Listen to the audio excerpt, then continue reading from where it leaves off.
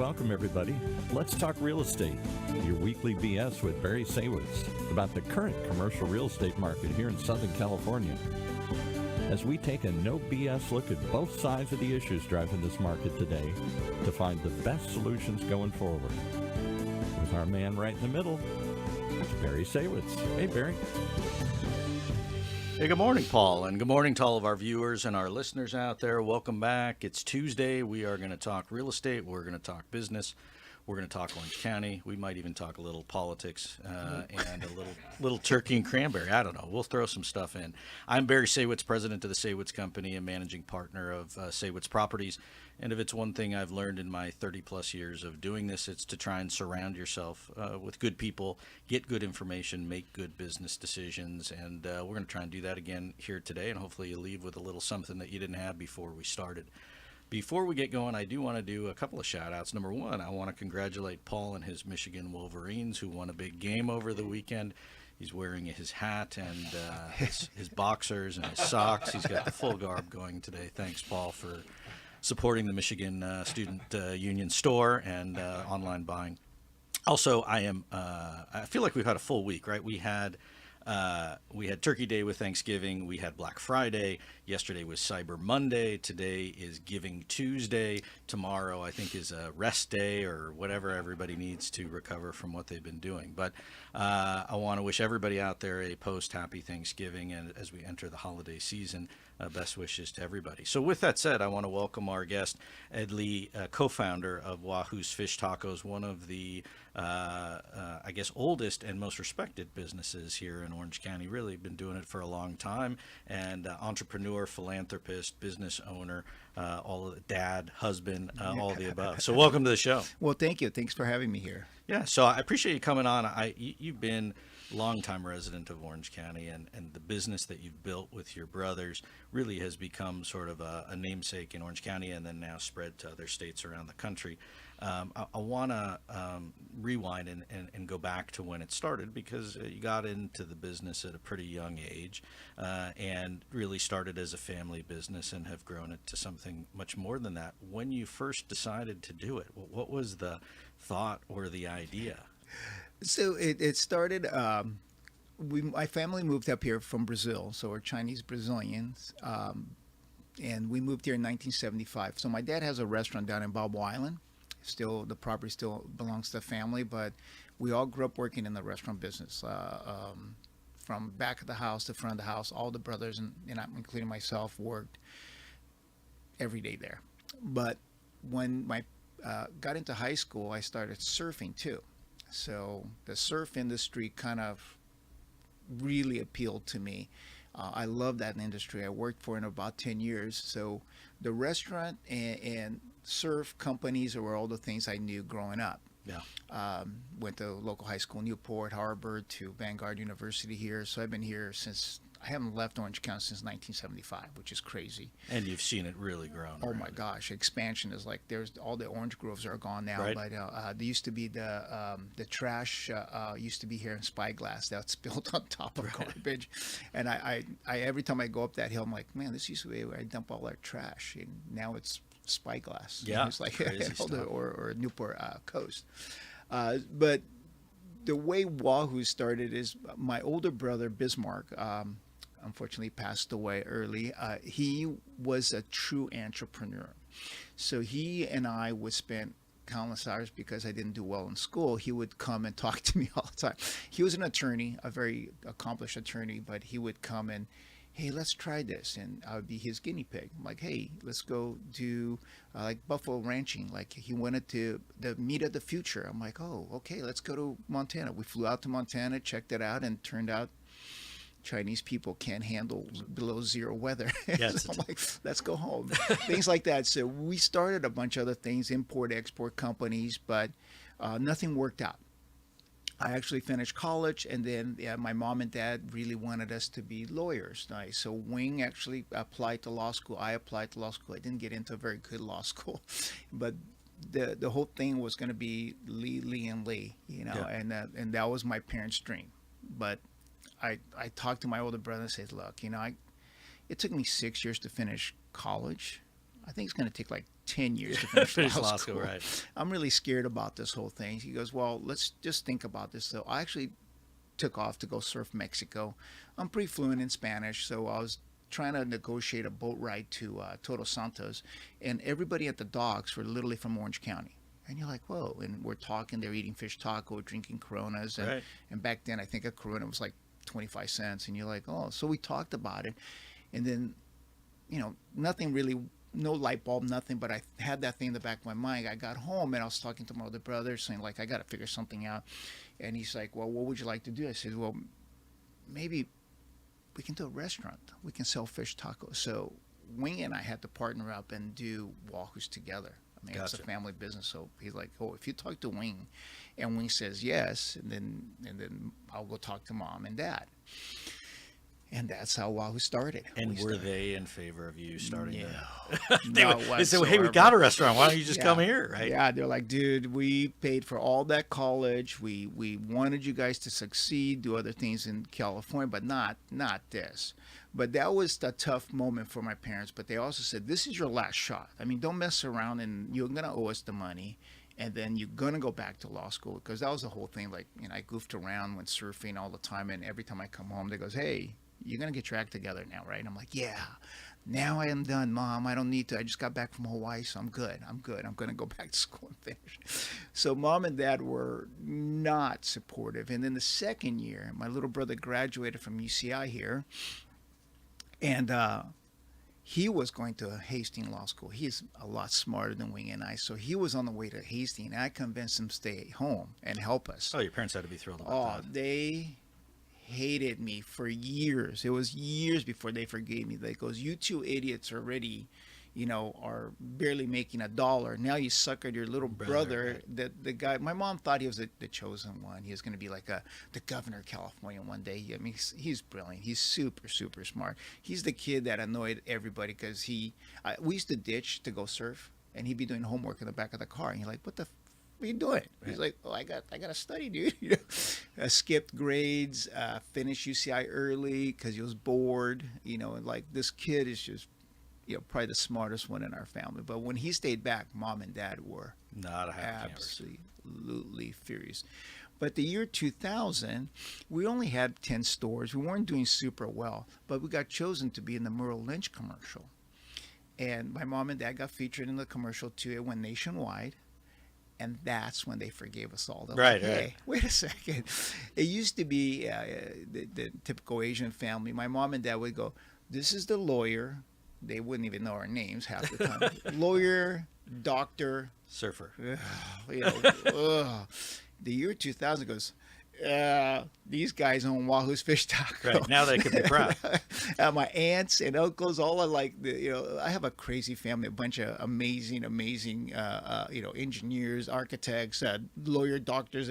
But then it all changed that year. That year was like, oh, my kids on Wahoo's Fish Taco, dude, you guys got nothing. And Right. so my parents are super competitive. And then they became proud of us.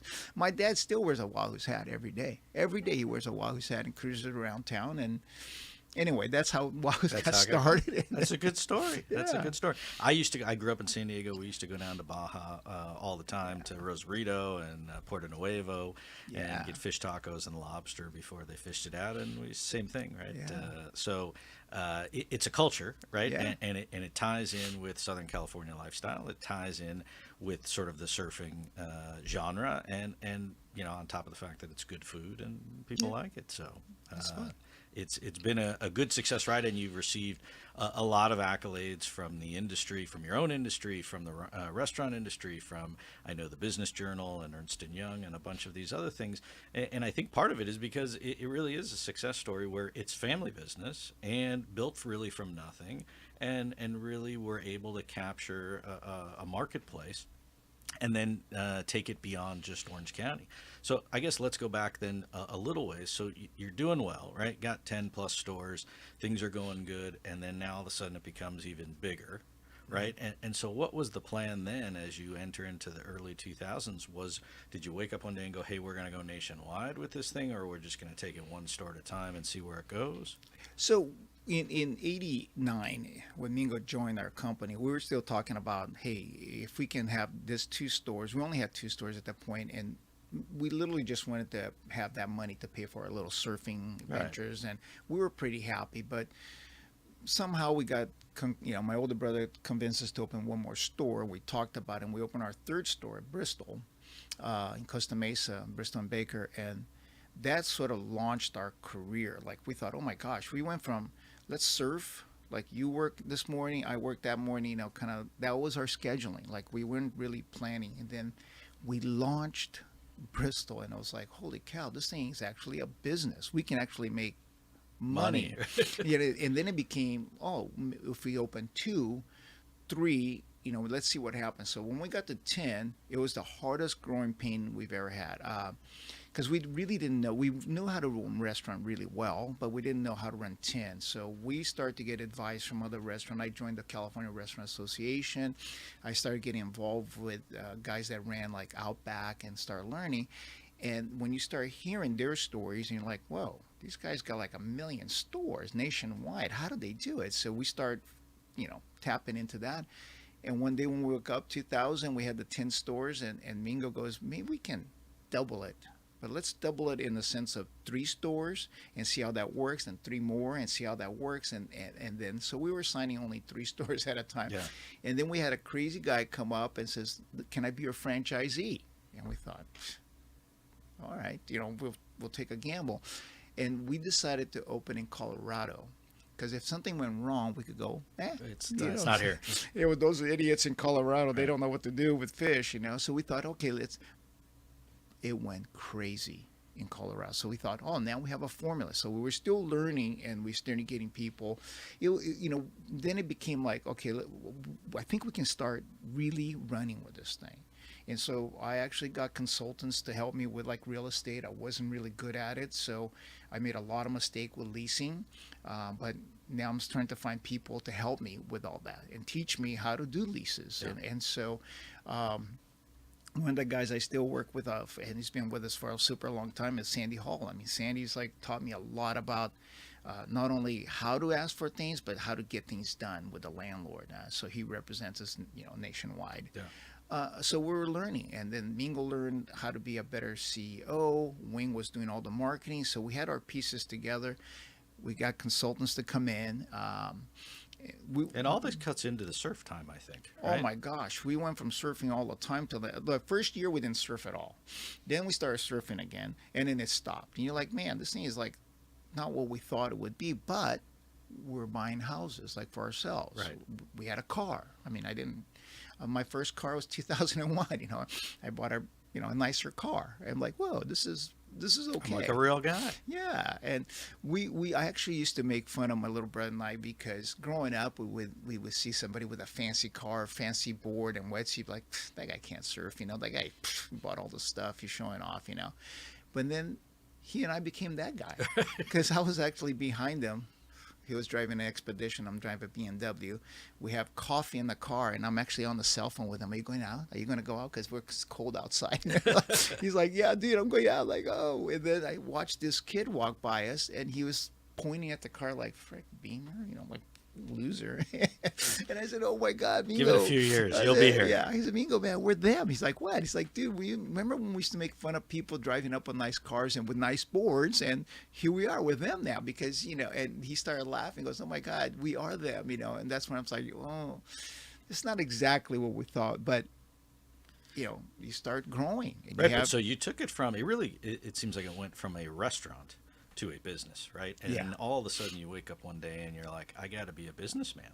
I have employees, I have insurance, I have real estate, I have all these other things that go into running a business. And it's a business of of owning a restaurant, but at the same time, you've got all these different layers of things. And then, good news is you got your brothers to help, right? So you can offload and distribute the tasks.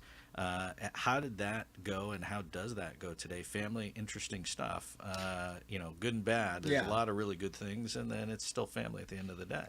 Well, the funny thing is the 3 of us can surf still together. Now we're surfing more often together, but we can drink wine together. But at work, we're still brothers, and we fight a lot, and we want, each one of us have a sort of a thought of the direction we want to go.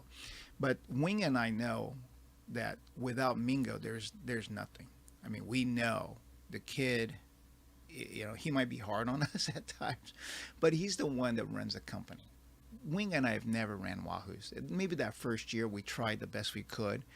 Don't ask us how we made even a dollar combined together, because Wing and I were horrible and all this stuff. And by the way, Wing and I both have college degrees. He's a finance major. I'm a marketing major, but we weren't even doing things properly. But Mingo came along and really settled us down and got our company going. Whether it was procedures or talking to like banks, he was a much better representation of Wahoo's in the business world. I mean, people took him a lot more serious. Not that they didn't take Wing serious, but Wing would show up in shorts half the time. Right, and right. People The be sunglasses like, on the head. yeah. Back in the days when you're asking for $10 million, people would be like, what the frick? This kid is a moron. And Wing would be talking about marketing, what he can do with the money. And it sounded like he was just having a good time.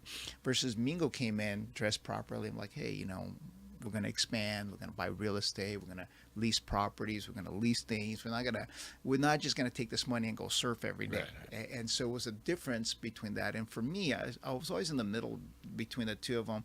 And I took the job neither one wanted. And that's dealing with landlords. So they're like, lucky you. Yeah, lucky me. One day I woke up and it goes, you're the real estate guy. I'm like, shoot, I don't like that stuff, you know, but I've actually become friendly with most of the landlords we have. And we started learning how to buy a little piece here, buy a little piece there. And so we built a little side company with real estate too, and not a large company. But and is that with owning the real estate that the restaurants are in, or investing in other real estate? The restaurants the in. Yeah. Yeah, the restaurants are in. Yeah. So it's I go upstairs and yell at my brothers, hey, you owe me rent. And it's really easy to get it because they're upstairs. Like, hey, it's the first, brothers. Let's go, So it's kind of interesting. But all along, the one thing about Mingo and Wing and I is that we always were open-minded to learn. So halfway through this process, about 20 years, 15 years ago, we also decided, like, we're not really good. We already had like 30, 40 stores, but we weren't good in managing everything. So we actually got a board and got consultants to come in. And I just remember the first couple of days, they're like, you three idiots, how did you survive all this time? We didn't have a true CEO. We didn't really have a true CFO. We didn't have like HR. We didn't have all these pieces. And they listed all these things for us. But you guys got some work to do. Yeah. So we weren't like offended by it, but I can tell they wanted to call us other names. But they were like, oh, let's just work with these guys. And including Sandy. Sandy came in and he's like, dude, what are you guys doing? So one piece at a time. Now we have a CEO. Mingo is our CEO, but we have a CFO. So we divided that part. Right. Before, Mingo was doing both. Mingo did all that stuff, and he was head of HR in a lot of ways too. So we somehow were blessed that he navigated us to the point where we needed the extra help. So you're living proof of surrounding yourself with people that are smarter than you, that can help you get from A to B, right? To me, being an entrepreneur is not necessarily that you're the smartest guy in the room, although everybody'd like to think that they are. Yeah. It's getting other people to help me get to where I want to go. Yeah, we learned that early on. That's thank God that we learned early on that we needed help, and we've constantly the CRA, the California Restaurant Association, made a lot of connections through that and listened to their stories, listened to how they expanded, including other family businesses. So when you're listening to them and understanding, obviously back in the 80s and 90s, much easier to open restaurants than today. Right, sure, of course. So navigating through all that, listening to them, listening like, oh my gosh, we didn't know what a district manager, all that stuff was learned through other restaurateurs that I was getting mentored by. And then, of course, Sandy with real estate. But Mingo got, David is still with us. David's now been probably with us close to a decade. But he's our CFO. And now we have like, hey, if you don't turn in your paperwork, you can't get paid. I'm like, what, dude? I hired you, dumb. No, I'm just kidding. Dude, what? But these processes were all put in front of us. And now we became a legit company. I would say that probably 10 years ago, we had all the things in places, including a better corporate office, better structure, and we were able to move and have the numbers all in line. And so to us, that was, Yeah, it became legit. Yeah. And so then, so I guess here's my question then going forward. Do you grow with just inherent controlled growth? I open a store here, I open a store there, as opportunities present themselves, as opposed to I need to grow because I just feel the need to grow? And then do you grow through continued franchises, or is it both? I think both. So we now, well, today it's changed a lot since pre-COVID. I mean, COVID changed the dynamics of what we do. We actually lost a lot of stores, but today we took a break, couple of years of break, and regroup ourselves. We renegotiated every lease we had. Yeah. So that took a long time, especially when you exited. We exited 20 leases plus, so that took a long time. So next year, 2024 is about. We don't need to grow, but if there's an opportunity we can't pass, then we'll take it. Like, outside of the state, we're going to start talking to franchisees if they want to, but we're going to this time around go much slower at our pace. We really don't need to expand. The company's finally doing well again, but it took a couple of years to get here. So we don't want to be wasteful again. So we're going to make a couple of changes within California, refresh our brand a little bit. We're 35 years old. So and the stores that you have had, the original ones, are for the most part still there, right? Still the there. Bristol, I mean, it's there, and the original store is over in the west side, Costa Mesa. We all grew up there, but I actually grew up working in that side of the world because the surf industry was in the west side. Right, everybody's over there. And I have a bunch of properties over there. It's funny because people are like, you don't want to be on the west side. Oh, what are you talking about? No, I love the west side. Yeah. I mean, all the shapers are in that area. Greg Pouch, which was a great boss and a great mentor in the old days of learning about shaping boards. Peter Schropp was back there. Everybody was back there that surfed. Yeah. I mean, I consider West Side Costa Mesa Surf City, USA. Back in the 80s. We won't tell the mayor of Huntington that because he was a guest on the show. But that really is, I mean, there was the boat repair places, and there were clothing companies and the surf companies, right? Billabong, Ruka, right? Ruka was there. And the reason why I always say it's not, let's say, Surf City, but there were more professional surfers there in a given day than anywhere else in the world because they had to come in and talk to their sponsors. And that's how, like, Wahoo sort of tagged along. Mike Lesher, which was his wife was one of my ex-boss, and so he was VP over Billabong. He literally helped launch Wahoo's. So Mike came in, ate some food, and it's like, dude, this is what you're doing for a living? I'm like, yeah, I'm a cook.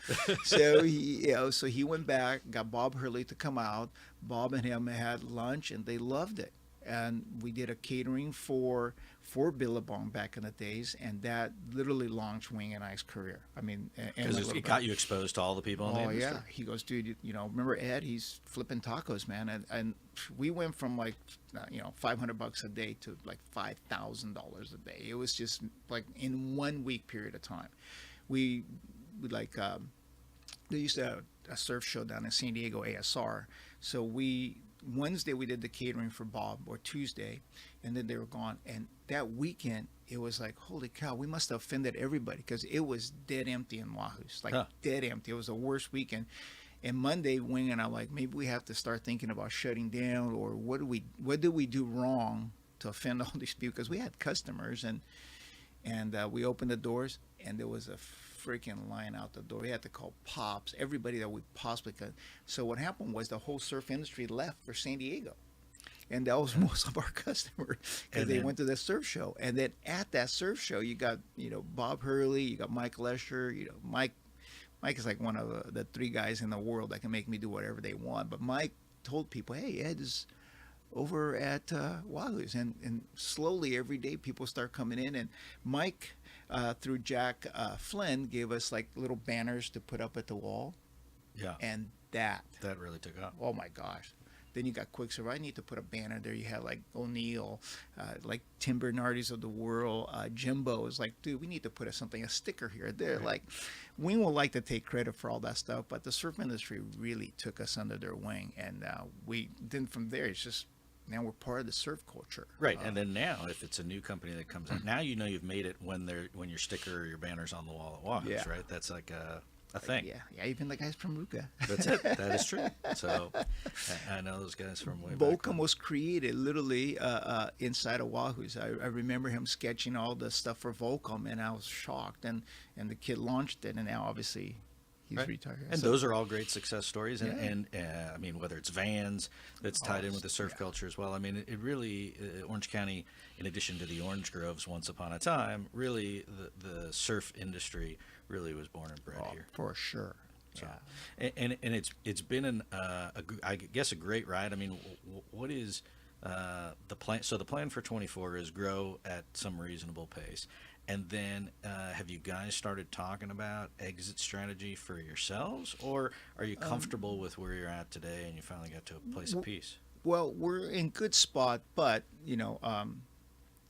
I sort of semi-retired from Wahoo's a little bit, so I can take a step back. So 6 years ago, I took a step back because we weren't expanding, so we thought maybe it's time to just kind of think about what we want to do. I'm pretty comfortable. I'm not super wealthy by any means, but I'm comfortable. But I decided to open other restaurants. But I've done that all along with Wing and Mingo. We've opened, but 6 years ago I opened Toast Kitchen and Bakery, Costa Mesa, and I have another location here in Tustin. And the reason was I was like, since Wahoo's not expanding, I was going to partner up and help other chefs. And I've been mentoring other chefs for a long time. But I met John Park and I thought, hey, I like this kid. Maybe I can do something with him. He was the first time in a while. I also helped start Rooster Cafe, the Kish Bar. I helped Ross over Mix, but I wanted to do something else besides Wahoo. But the other stuff is all with my brothers. But 6 years ago, Wing couldn't afford to play with me anymore financially because he got remarried. He has Levi now. And children are expensive. And Mingo's, both his daughters were walking into college. So he's like, dude, I can't afford to play with you anymore. So you can do those projects on the side. And they're doing really well. So So is there a vision that anyone or everyone's kids would go into the family business? Because now Yeah. you'd sort of put yourself in your parents' position, right? Yeah. Where, hey, I got a business here. Maybe you want to do something. And then. So we talked to all my older brother's daughters. None of them right now want to be part of the business. And then Wing has Greg, and I'm not sure if he's going to come back. But my son graduated from UCI. He worked for me one summer. And that summer, he worked for a friend of mine, Brian Husky, which owns the Jetty. And I wanted to make sure that he understood. He worked with his mom, and he ended that summer. He said, man, no go. dude, this is hard work. And I was in my mind going, dude, you're crying and you work 6-hour shifts. I mean, this is nothing. 6 hours like a warm-up shift, and he came home, and he was already a straight A student. So he's not like, this is a light bulb moment, but for him, it's like, no. So now he's a dual engineer major from UCI. He's got a master something from Columbia. He's working through a program through Harvard for a business degree, because he wanted to make sure that, man, when I go to work, it's 9-5, but I am not going to be on call, because he watched me be on call 24/7. Right. When you own your own business, it's never ending, right? Yeah. You get to leave the office, but you don't get to leave it behind. The favorite moment with him was we're in Italy, and there was a 911 call. We got sued.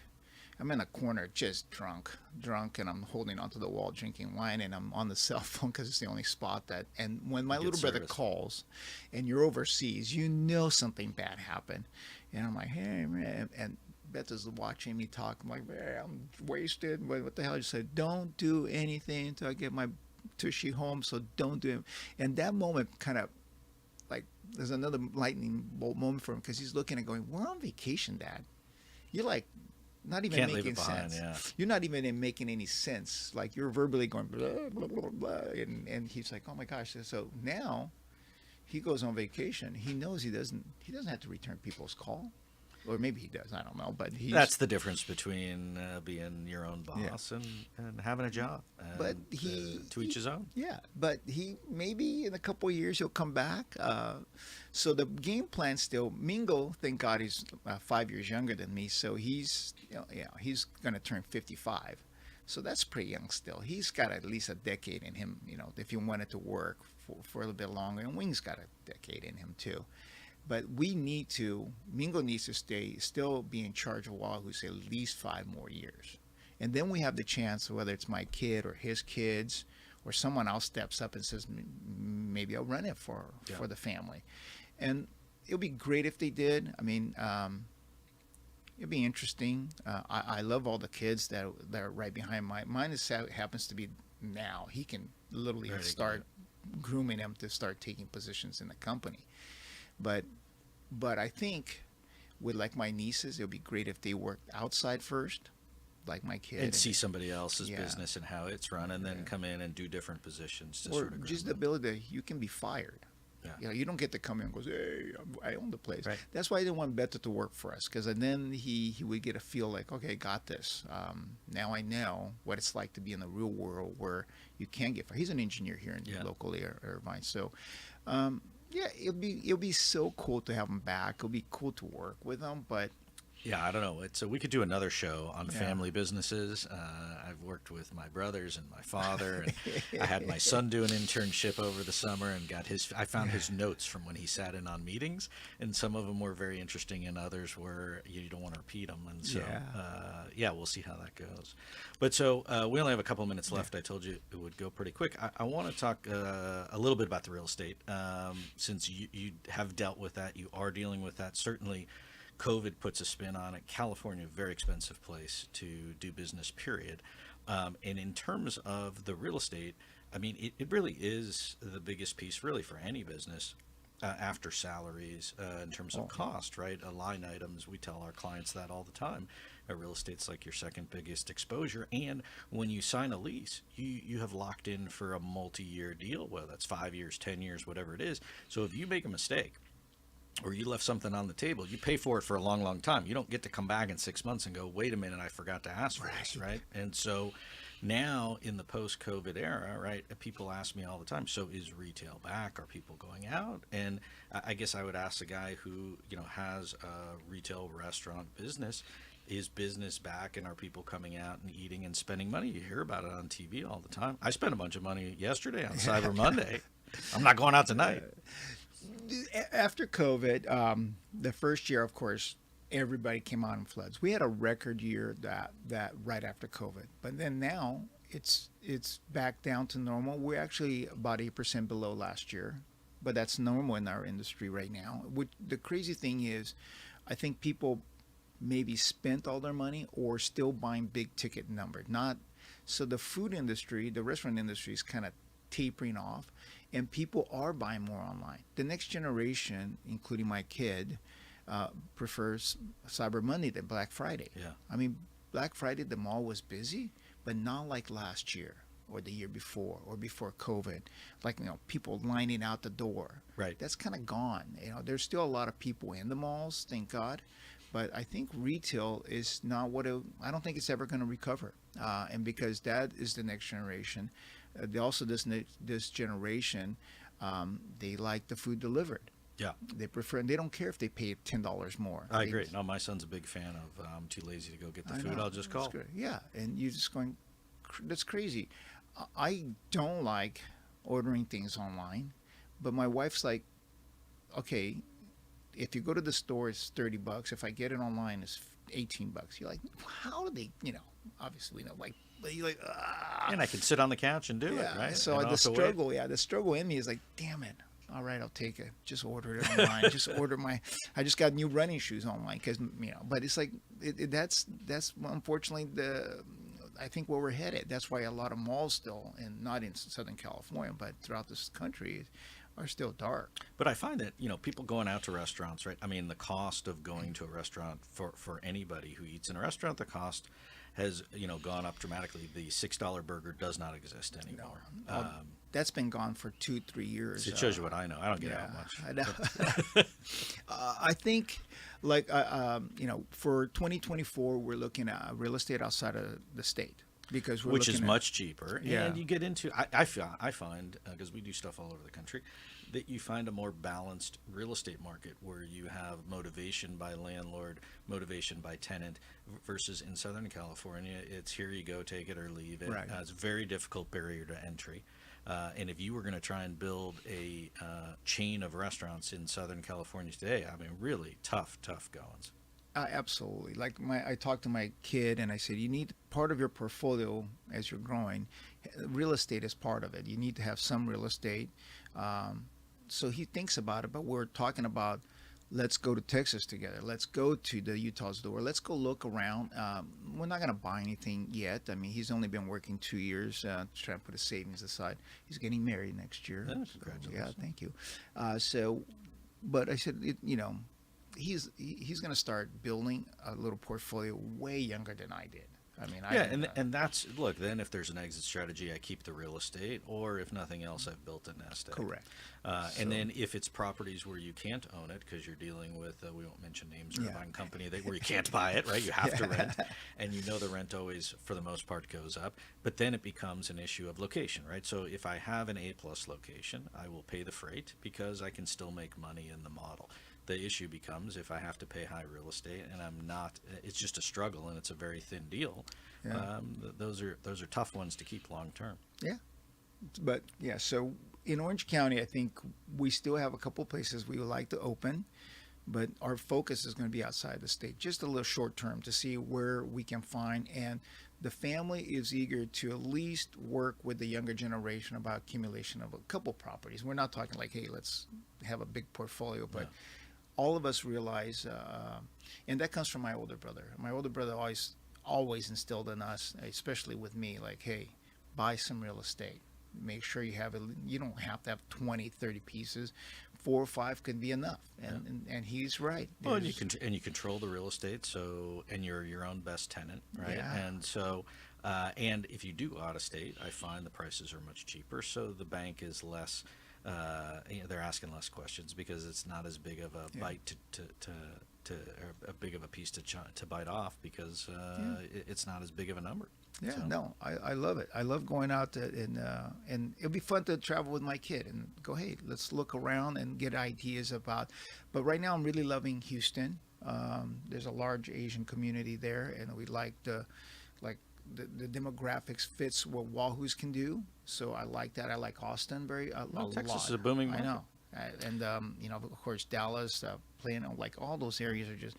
And the funny thing I'm finding out is, well, I hope they don't become California out there, but there's a lot of Californians out there, especially by Dallas. You know, the Toyota factory. When you go out there and you're driving and you're talking to the kids like, oh, it's Wahoo's. It goes, oh my God, I grew up eating Wahoo's in Orange County. You're like, what? There you go. He goes, I've been here for 5 years, dude. When you come and open and like, dude. So there's a lot of people that have left California and they're in. Whether it's, by the way, the other place I like a lot, I haven't been there, never been there, is Tennessee. Yeah, booming market there as well. Yeah. Who So- knows? Maybe you'll come back full circle. Maybe you might be due for another trip back to Montana just to see the Yeah, buffalo. I actually showed up like this, and I'm at the airport, Billings, and the airline steward goes, "You're not going to be able to walk to To the car. the It's car." cold. But I said, "It's sunny." She's like, "You better find some clothes to wear right now." And I'm like, the door opened. I went, "Shoot, oh my God!" I actually, still payphone days. I get my 2 quarters in there. I'm like, Bismarck, dude, this thing it's below zero. He goes, no, it can't be. I'm like, dude, the wind chill factor. I didn't know what that was until I went to Montana. There's a wind chill factor. And they took me to a Kmart or somewhere like that and got a jacket. The first thing I bought was a jacket.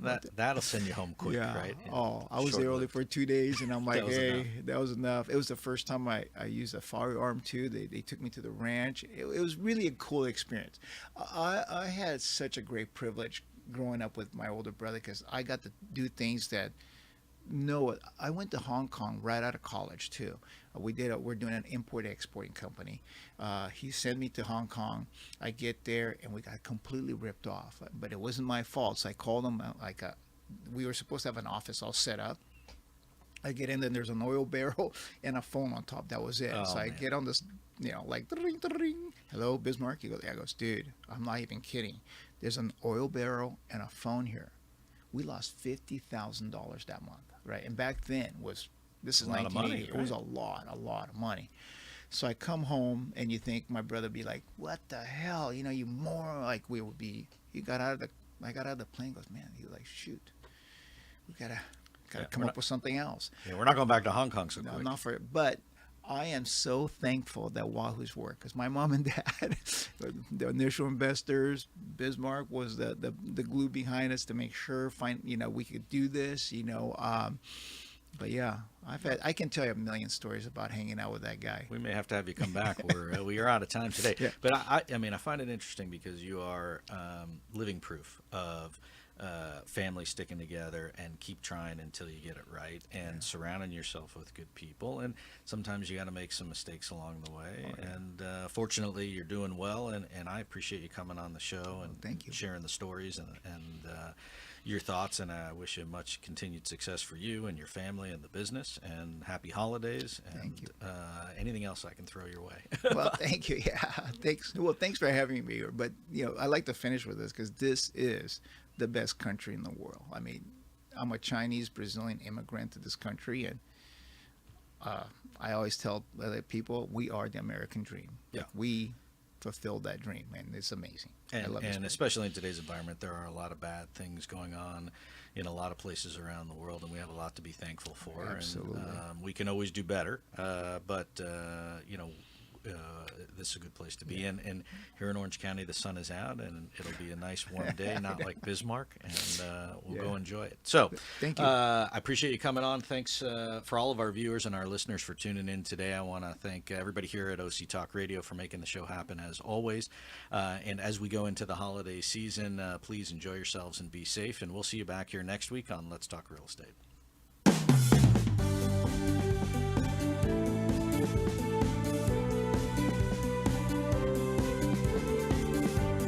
Well, there you have it. You've been listening to Let's Talk Real Estate, your weekly BS with Barry Saywitz about the current state of the real commercial real estate market right here in Southern California.